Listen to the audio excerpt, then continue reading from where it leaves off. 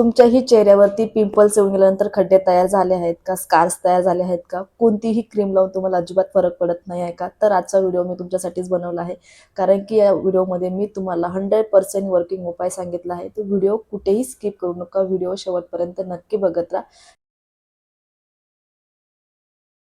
नमस्कार मंडळी, वेलकम आणि welcome back to my channel. मी शीतल. चॅनलवर जर नवीन नसाल तर चॅनलला सबस्क्राईब करा, कारण की दर आठवड्याच्या मंगळवारी आणि शुक्रवारी आपल्या चॅनलवरती फॅशन, लाईफस्टाईल, मेकअप, DIY आणि स्किन केअर अशा बऱ्याच टॉपिकवर मी व्हिडिओ घेऊन येत असते. तर चॅनलवर जर नवीन असाल तर आपल्या चॅनलला सबस्क्राईब करा आणि येणारे असेच नवनवीन व्हिडिओ बघत राहा आणि शेजारी दिलेले बेल आयकॉनही प्रेस करा, कारण की मी जेव्हाही व्हिडिओ अपलोड करेल त्याचं नोटिफिकेशन तुमच्यापर्यंत नक्कीच पोहोचेल. तर चला वेळ न घालवता आपल्या व्हिडिओला सुरुवात करूया, कारण की आजचा व्हिडिओचा टॉपिक खूप इंटरेस्टिंग आहे आणि खूप इन्फॉर्मेटिव्ह असणार आहे.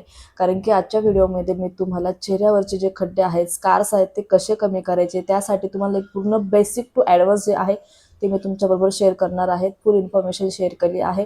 तुमच्या जर चेहऱ्यावरती सुरुवातीला जर खड्डे तयार होत आहे किंवा खूप पिंपल्स येत आहेत, तुम्ही त्या पिंपल्सपासून तुम्हाला अति खड्डे तयार होत आहे, ते खड्डे होऊ नयेत म्हणून काय काळजी घ्यायची हे पण ह्या व्हिडिओमध्ये मी सांगितलं आहे.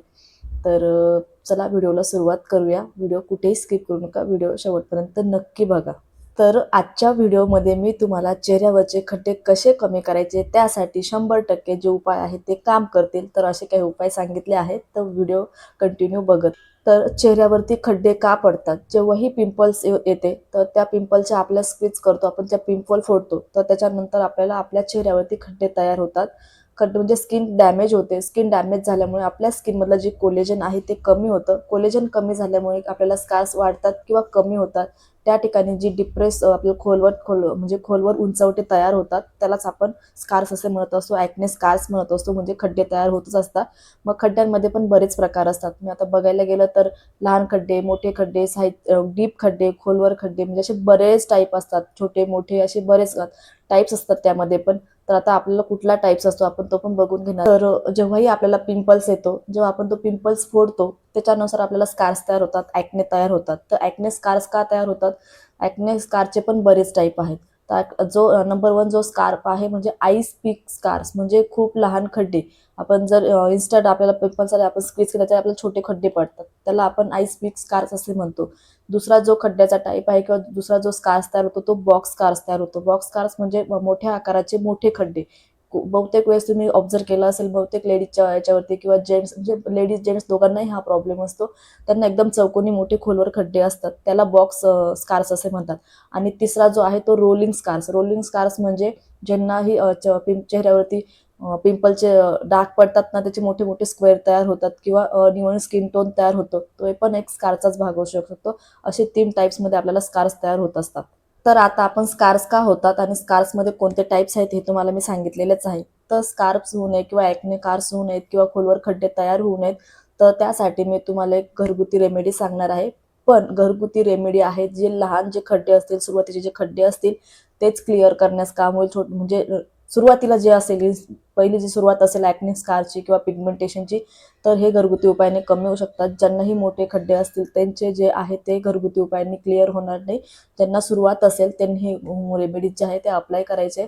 तर त्यासाठी मी तुम्हाला नंबर 1 जी रेमेडी सांगते. रोज रात्री झोपण्यापूर्वी आपल्याला आपल्या चेहऱ्यावरती ॲलोवेरा जेल अप्लाय करून झोपायचे.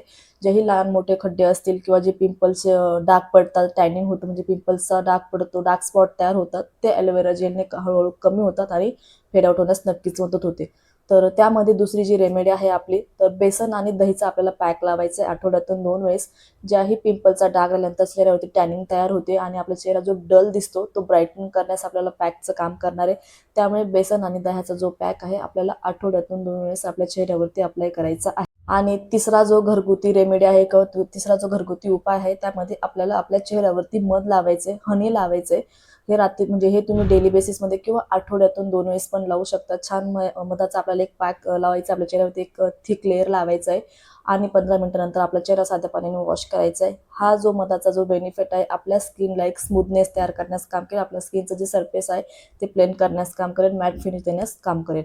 तर हे घरगुती उपाय तुम्ही सुरुवातीचे ज्यांची सुरुवात असेल पिगमेंटेशन किंवा ज्यांना खड्डे तयार होत आहेत पिंपल्सचे, त्याच्यासाठी तुम्ही ह्या रेमेडीज अप्लाय करू शकता. पण नोट सांगते मी तुम्हाला, ज्यांच्याही चेहऱ्यावरती जास्त ॲक्ने स्कार्स आहेत त्यांनी ही रेमेडी अप्लाय करू नका. कारण तुम्ही अप्लाय करू शकतात, पण तुम्ही रिझल्ट एक्सपेक्ट करू नका, कारण की तुम्हाला याच्याने छान रिझल्ट मिळणार नाही. कारण की जास्त डिप्रेस खड्डे असतात, त्याच्यासाठी डॉक्टर ट्रीटमेंट घेणं खूप गरजेचं आहे. तर तुम्ही ज्यांना सुरुवातीचे ॲक्ने स्कार्स असतील त्यांनी हे होम रेमेडी ज्या आहेत त्या नक्की अप्लाय करा. तर आता आपण जे स्कार्स आहेत त्याच्यावरती होम रेमेडी ज्या आहेत त्या तुम्हाला सांगितलेल्याच आहेत. पण होम रेमेडी करून आपल्याला काही फारसा बेनिफिट होणार नाहीये. तर त्याच्यासाठी आपल्याला स्किन केअर करणं पण खूप गरजेचं आहे. तर स्किन केअरमध्ये आपल्याला आपलं जे डेली बेसिसचे जे स्किन केअर आहे ते फॉलो करायचंच आहे. तर ॲक्ने स्कार्ससाठी तुम्हाला स्पेशल जे स्किन केअर रुटीन आहे मी ते सांगते. तुम्हाला ॲक्ने स्कार्स असतील किंवा तुमची ऑइली स्किन असेल, तुम्हाला पिंपल्स येत असाल, तर त्यासाठी तुम्हाला सॅलिसिलिक ॲसिड फेस वॉश वापरायचा आहे. सॅलिसिलिक ॲसिड हा BHA आहे, यामध्ये बेटा हायड्रॉक्सी ॲसिड आहे. हे आपल्या चेहऱ्यावरचं जे कोलेजन आहे ते इम्प्रूव्ह करण्यास मदत करते, किंवा आपल्याला जे ॲक्नेचे पोर्स तयार होतात किंवा ॲक्ने स्कार्स तयार होतात त्यांच्या खोलवर जाऊन ते रिपेअर करण्याचं काम करते, तिथलं ऑइल कंट्रोल करण्याचं काम करते. त्यामुळे आपल्याला आपल्या डेली बेसिसमध्ये आपल्याला सॅलिसिलिक ॲसिड असलेला फेसवॉश नक्की वापरायचा. तर सॅलिसिलिक ॲसिड आपल्या स्किनवर कसं काम करणार आहे, जे आपले ओपन पोर्स आहेत ते क्लीन करण्यास काम करते. आपल्या चेहऱ्यावरती जे एक्स्ट्रा ऑइल तयार होतं ते पण प्रोड्यूस कमी करते किंवा कंट्रोल करण्याचं काम करते. जेव्हाही आपल्या स्किनवर डेड स्किन जमा होते, ती डेड स्किन रिमूव्ह करण्याचं पण आपल्या चेहऱ्यावरती सॅलिसिलिक ॲसिड काम करत असते. चेहऱ्यावरचं जे टॅनिंग आहे ते पण कमी करण्यासाठी आपल्याला सॅलिसिलिक ॲसिडचा बेनिफिट होत असतो. आणि सगळ्यात महत्त्वाचं म्हणजे ज्यांची ऑइली आणि पिंपल ची स्किन असते त्यांच्यासाठी सॅलिसिलिक ॲसिड हा बेस्ट ऑप्शन आहे. ही आपल्या स्किनला रिपेअर करण्याचं काम करत असते. ज्या सेल्स असतात ती रिन्यू करण्याचं काम करते, रिजेन्यू करायचं काम करत असते. तर सॅलिसिलिक ॲसिड हे तुम्ही नक्कीच वापरू शकता. याच्याने तुमच्या चेहऱ्याचे जे पिंपलचे डाग आहेत, पिंपलचे जे खड्डे आहेत, ॲक्ने स्कार्स आहेत, ॲक्ने प्रोन जी स्किन असेल त्याच्याला 100% तुम्हाला सॅलिसिलिक ॲसिड हा बेस्ट ऑप्शन ठरू शकतो. तर सकाळीच, आणि तुम्ही याचा वापर दिवसातून 2 वेळेस करू शकता. एक सकाळीच तुम्हाला चेहरा जेव्हा धुतात त्यावेळेस तुम्हाला सॅलिसिलिक ॲसिड हा फेस वॉश वापरायचा आहे, आणि एक रात्री चेहरा झोपण्यापूर्वी आपण चेहरा वॉश करतो त्यावेळेस तुम्हाला दोघं टाईमला सॅलिसिलिक ॲसिड असलेला फेस वॉश वापरायचा आहे. ज्यांची ॲक्ने प्रोन स्किन असेल त्यांच्यासाठी बेस्ट आहे. कारण की ज्या स्किनला ॲक्ने प्रोन्स असतात त्याच स्किनवरती खड्डे तयार होतात. ज्यांची नॉर्मल स्किन असते, ड्राय स्किन असते, त्यांना फारसे खड्डे तयार होत नाही. म्हणजे ज्यांची ऑइली स्किन आहे त्यांच्यासाठी हा सॅलिसिलिक ॲसिड असलेला फेसवॉश खूप बेस्ट आहे, कारण की चेहऱ्यावरचं एक्स्ट्रा ऑइल जे आहे ते कमी करण्यास मदत करते, आणि जेव्हा ऑइल कंट्रोल होतं त्यामुळे पिंपल्स जे येतात त्या पण कमी होतात.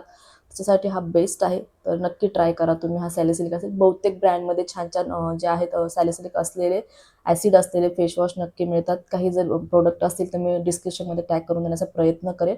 तुम्ही सर्च करू शकता. सॅलिसिलिक ॲसिड असलेले खूप छान छान जे फेसवॉश आहेत ते तुम्ही त्यामध्ये वापरू शकता. स्किन केअरमधली आपली जी दुसरी स्टेप आहे त्यामध्ये आपल्याला सिरम यूज करायचं आहे. सिरममध्ये आपल्याला नायासिनेमाइड सिरम यूज करायचं आहे. नायासिनेमाइड सिरममध्ये B3 असल्यामुळे आपल्या स्किनसाठी सुपर इन्ग्रेडियंट ठरतो, कारण की खूप छान स्किनला बेनिफिट देत असतात. आता नायासिनेमाइड सिरम काय काम करतं, आपल्या चेहऱ्याचे जे ॲक्ने मार्क्स आहे, डार्क स्पॉट आहेत ते कमी करण्यास मदत करते. आपल्या चेहऱ्यावरचं जे ऑइल आहे ते पण कमी करण्यास मदत करते. जेव्हाही आपल्याला ओपन पोर्सचा त्रास होतो, जे आपले पोर्स आहेत ते मिनिमाइज करून एक मॅट लुक दिसण्यास आपल्याला मदत करत असते.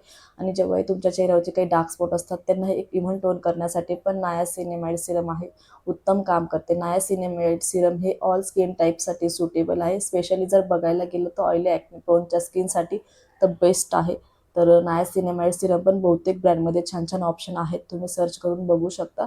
तर सेकंड स्टेपमध्ये आपल्या नायासिनेमाइड सिरम यूज करा, आणि आपले जे ॲक्नेचे मार्क्स आहेत किंवा डार्क स्पॉट आहेत ते कमी करण्यास नक्कीच मदत. तर आता ते यूज कसं करायचं, सकाळीच आपण उठल्यानंतर पहिली स्टेपमध्ये आपण मॉइश्चरायझर करतो. सेकंड स्टेपमध्ये आपल्याला टोनर यूज करायचं आहे. तुम्ही जर टोनर यूज केलं नाही तर तुम्ही डायरेक्टली सिरम अप्लाय करू शकता, कारण की बहुतेक वेळेस बिगनर फ्रेंडली असाल तर सिरम सूट होत नाही. त्याच्यामुळे आपल्या चेहऱ्यावरती पहिले टोनर अप्लाय करा, म्हणजे टोनर नंतर तुमच्या चेहऱ्यावर तेवढा जास्त इफेक्ट होत नाही, म्हणजे तुम्हाला ते सूट होण्यासाठी मदत होते. आणि सेकंड स्टेपमध्ये आपल्याला नायासिनेमाइड सिरम वापरायचे. सिरममध्ये तुम्हाला चेहरा वॉश केल्यानंतर 2-3 ड्रॉप्स आपल्या चेहऱ्यावरती अप्लाय करायचे. हलक्या हाताने जेंटल आपल्याला चेहऱ्यावरती मसाज करायचा आहे. सकाळीच आणि रात्री दोघं वेळेस तुम्ही नायासिनेमाइड सिरम वापरू शकता. असं डेली बेसिसमध्ये वापरल्याने तुमचे जे स्कार्स आहेत ते कमी होण्यास नक्कीच मदत होईल. तर ह्या 2 ज्या स्टेप आहेत आपल्या स्किनसाठी खूप बेस्ट आहे. सॅलिसिलिक ॲसिड असलेला जो फेसवॉश आहे तो आपल्या चेहऱ्यावरची जी क्लिनिंग करून, म्हणजे चेहऱ्याला क्लीन करून ॲक्ने कंट्रोल करण्याचं काम करते. आणि नायासिनामाइड सिरम जे आहे आपल्या स्किनवरती रिपेअर करण्याचं काम करते, ग्लो करण्याचं काम करते आणि जे मार्क्स आहे ते रिड्यूस करण्याचं काम करते. त्यामुळे हे कमीत कमी हे 2 प्रोडक्ट तुमच्या स्किन केअरमध्ये असणं फार गरजेचं आहे. असं डेली बेसिसमध्ये तुम्ही जर वापरलं, तुमच्या चेहऱ्याचे जे ॲक्ने वगैरे आहे ते कंट्रोल होऊन, रिपेअर होऊन, कंट्रोल करण्यास नक्कीच मदत करेल. तर आता तिसरी जी स्टेप आहे ते आपल्याला तिसऱ्या स्टेपमध्ये आपल्याला मॉइश्चरायझर अप्लाय करायचं आहे. कारण की पहिल्या स्टेपमध्ये आपण फेस वॉश केला, सेकंड स्टेपमध्ये आपण सिरम लावतोय, थर्ड स्टेप आपल्याला मॉइश्चरायझर लावायचं आहे. जेव्हाही कुठलंही सिरम तुम्ही यूज करता त्यानंतर तुम्हाला मॉइश्चरायझर लावणं फार गरजेचं असतं, नाही तर स्किनला डॅमेज होऊ शकतं किंवा स्किनचे जे आहे ते ड्रायनेस येऊ शकतो. तर त्यासाठी आपल्याला लगेच मॉइश्चरायझर अप्लाय करायचं आहे. मॉइश्चरायझर पण तुम्ही तुमच्या स्किनच्या अकॉर्डिंग तुम्हाला जे पण मॉइश्चरायझर सूट होत असेल ते अप्लाय करायचं. आणि शेवटची जी सगळ्यात आपली लास्टची जी स्टेप आहे त्यामध्ये आपल्याला सनस्क्रीन अप्लाय करायचं आहे. कुठल्याही प्रकारचं जर सनस्क्रीन तुम्ही सिरम यूज करत असाल त्यानंतर तुम्हाला ह्या 2 स्टेप फार गरजेचं आहे. तुम्ही जर उन्हात गेला आणि तुम्ही जर सनस्क्रीन नाही लावली तर तुमच्या चेहऱ्यावरती सनबर्न येऊ शकतो, रेडनेस येऊ शकतो, ॲलर्जी होऊ शकते. त्यामुळे तुम्हाला कमीत कमी SPF 50 असलेला सनस्क्रीन नक्कीच अप्लाय करायचा आहे. हे पण आपल्या स्किनला रिपेअर करण्याचं काम करते आणि स्किनला डॅमेज होण्यापासून प्रोटेक्ट पण करते. तर ह्या रेग्युलर बेसिसमध्ये ज्या काही गोष्टी आहेत तुम्ही जर फॉलो केल्या तर तुमच्या चेहऱ्यावरचे जे ऑइल कंट्रोल होईल, पिंपल्स कंट्रोल होईल, ॲक्ने स्कार्स आहेत ते नक्कीच कमी होण्यास मदत होईल. तर ह्या स्टेप नक्की तुम्ही फॉलो करू शकता. तर आता तुम्हाला पूर्ण व्हिडिओमध्ये मी खड्डे का तयार होतात, खड्डे कमी करण्यासाठी तुम्हाला घरगुती उपाय सांगितले, खड्डे कमी करण्यासाठी तुम्हाला स्किन केअर रुटीन पण सांगितलं. तर खड्डे होऊ नयेत म्हणून किंवा स्कार्स होऊ नयेत म्हणून आपल्या स्किनची काय काळजी घ्यायची हे पण जाणून घ्या तुम्ही. जेव्हाही आपल्याला पिंपल्स येतात तेव्हाही तो पिंपल्स फोडण्याऐवजी जेव्हा आपण पिंपल्स तयार होतो आपण तो फोडतो आणि फोडल्यानंतर आपल्या स्किनवरती लगेच आपल्याला ॲक्ने येतात, लगेच स्कार्स तयार होतात. पण जेव्हाही तुम्हाला तुमच्या चेहऱ्यावरती कधीही पिंपल जाणवला तर तुम्ही ती स्क्वीज करू नका, फोडू नका. तर त्याच्यावरती तुम्ही रात्री झोपण्यापूर्वी ॲलोवेरा जेल आणि व्हिटॅमिन सीचं कॉम्बिनेशन करून जिथे पिंपल्स असतील त्या पिंपल्सच्या जागेवरती लावा. असं केलं तुम्हाला पिंपलचे जे डार्क्स आहेत, ॲक्ने आहे, स्कार्स आहेत ते पडणार नाही. सेकंड स्टेपमध्ये तुम्हाला जास्त स्क्रब यूज करायचं नाही, कारण की जेव्हा ॲक्ने प्रोन स्किन असते, चेहरा ऑलरेडी खूप रफ झालेला असतो, चेहरा खूप सेन्सिटिव्ह झालेला असतो. त्यामध्ये तुम्ही जास्त जास्त हार्ड जे स्क्रब यूज केलं ना चेहऱ्यावरती जर मग आपल्याला डॅमेज होऊ शकते, त्याची ॲलर्जी तयार होते आणि अजून ॲक्ने स्कार्स तयार होतात, अजून पिंपल्स तयार होतात, पिंपल्स फुटतात जास्त स्क्रब केल्याने आणि त्याच्याने इन्फेक्शन तयार होतं. तर जास्त तुम्हाला हार्ड स्क्रब यूज करायचं नाही, तुम्ही जेंटल एक्सफोलिएशन करू शकता. त्यामध्ये एकदम नॉर्मल हाताने तुम्हाला जर स्क्रब करायचं असेल तुम्ही करू शकता. एकदम स्मूथ जे स्क्रब येतात ते यूज करू शकता त्यामध्ये, नाही तर तुम्ही मसूर डाळीच्या पिठाचा पॅक लावू शकता त्यामध्ये. आणि तिसरी जी गोष्ट तुम्हाला टाळायची आहे, म्हणजे तिसरी जी गोष्ट तुम्ही मिस्टेक अवॉइड करायची आहे ती म्हणजे तुम्हाला सनस्क्रीन अजिबात स्किप करायचं नाही. जर तुम्ही सनस्क्रीन जर स्किप केलं तर ॲक्ने स्कार्स येऊन तुम्हाला पिगमेंटेशन वाढू शकतं. तुम्ही बहुतेक लोकांमध्ये ऑब्झर्व केलं असेल त्यांना ॲक्ने स्कार्स असतात पण त्यांचे पूर्ण गाल आहेत तर ते पूर्ण डॅमेज पण असतात आणि पूर्ण पिगमेंट झालेले असतात. तुम्ही ऑब्झर्व करा कधी पण कारण की ते सनस्क्रीन लावत नाही. उन्हात जर गेले तुम्ही सनस्क्रीन जर लावलं नाही तर 100% तुम्हाला पिगमेंटेशन, टॅनिंग वाढणार आहे, अजून तुमची स्किन डल दिसणार आहे. तर तुम्हाला ह्या ज्या 3 मिस्टेक आहेत अजिबात करायच्या नाही आहेत. तर जेव्हाही तुम्ही स्किन केअर करणार तर ह्या गोष्टी तुम्ही लक्षात ठेवल्याच पाहिजे. तर अशा काही ज्या गोष्टी आहेत आपण जर लक्षात ठेवल्या तर आपली स्किनला म्हणजे जास्त खराब होण्यापासून आपण वाचवू शकतो. पण तुम्हाला सांगते हा जो बेसिक ज्यांना स्टार्टिंग असेल, त्यांना कमी पिंपल्स येतात, त्यांना पिंपल्स ॲक्ने जे आहे ते खूप कमी आहेत, त्यांनीच ही जी रेमेडी आहे ती अप्लाय करू शकता. ज्यांना खूप खोलवर खड्डे आहेत त्यांनी घरगुती रेमेडीज अप्लाय केल्यानंतर त्यांना इतकं छान बेनिफिट मिळणार नाहीये. तर आपण बऱ्याच वेळेस आपण रेमेडी अप्लाय करत असतो पण आपल्याला 1-2 दिवसात कोणत्याच गोष्टीचा रिझल्ट मिळत नाही. तुम्हाला जर ॲक्ने स्कार्स असतील तर तुम्हाला कमीत कमी ही रेमेडी बहुतेक दिवस अप्लाय करावी लागते. 28-30 दिवस, 2 महिने, 3 महिने अशी जर अप्लाय केली तर तुम्हाला त्याच्यामध्ये रिझल्ट बघायला मिळतील. कन्सिस्टन्सी खूप महत्त्वाची आहे. कन्सिस्टन्सी ठेवा. 1-2 दिवसामध्ये रिझल्टची अपेक्षा करू नका, रिझल्ट एक्सपेक्ट करू नका, कारण की 1-2 दिवसात रिझल्ट मिळत नाही. आणि ज्यांचे खोलवर खड्डे आहेत त्यांना अजिबात रिझल्ट मिळणार नाही, कारण की त्यांना डॉक्टर ट्रीटमेंटचीच गरज लागू शकते. कारण की जे बेसिक आहे हे ज्यांना स्टार्टिंग आहेत त्यांच्यासाठी हा जे रेमेडीज आहेत त्या बेस्ट ठरू शकतात, त्यांना कंट्रोल होऊ शकतात. तर स्किनची अशा प्रकारे जर काळजी घेतली तर आपली स्किन लॉंग टर्मसाठी सेफ राहू शकते, ग्लोईंग करू शकते, हेल्दी स्किन राहू शकते.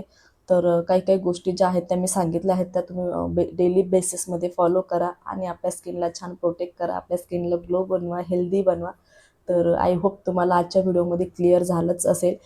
स्कार्स काय तयार होतात, स्कार्ससाठी घरगुती उपाय आणि स्किन केअर रुटीन कसं फॉलो करायचं आहे. तर हा आपला पार्ट 1 असणार आहे. हा बेसिक इन्फॉर्मेशन तुम्हाला सांगितलं. याचा जो ॲडव्हान्स व्हर्जन आहे मी तुमच्यासोबत घेऊन येईल.